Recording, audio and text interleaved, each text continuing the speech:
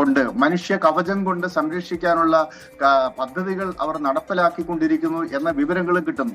അങ്ങനെ വരുമ്പോൾ അവരുടെ പാലങ്ങൾ, അതുപോലെ റെയിൽവേ, മറ്റ് കണക്ടിവിറ്റികൾ, പവർ ജനറേഷൻ പ്ലാന്റുകൾ, എണ്ണ ശുദ്ധീകരണശാലകൾ, ഇവിടേക്കൊക്കെ സമഗ്രമായ ആക്രമണം ഉണ്ടാവുമ്പോൾ അതിന് കൂടെ ആയിരക്കണക്കിന് മനുഷ്യർ കൊല ചെയ്യപ്പെട്ടേക്കാം.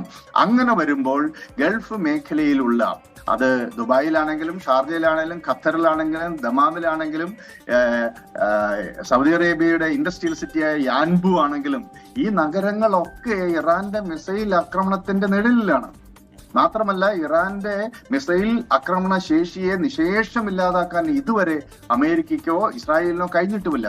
അങ്ങനെ വരുമ്പോൾ ഒരു വലിയ ആൾനാശത്തിലേക്ക് ഇറാൻ നീങ്ങുന്ന ഘട്ടത്തിൽ തീർച്ചയായിട്ടും അമേരിക്കൻ സഖ്യശക്തികളായിട്ടുള്ള ഗൾഫ് രാജ്യങ്ങളുടെ മഹാനഗരങ്ങൾ, അവിടെ ജനാധിവാസ കേന്ദ്രങ്ങളിലേക്ക്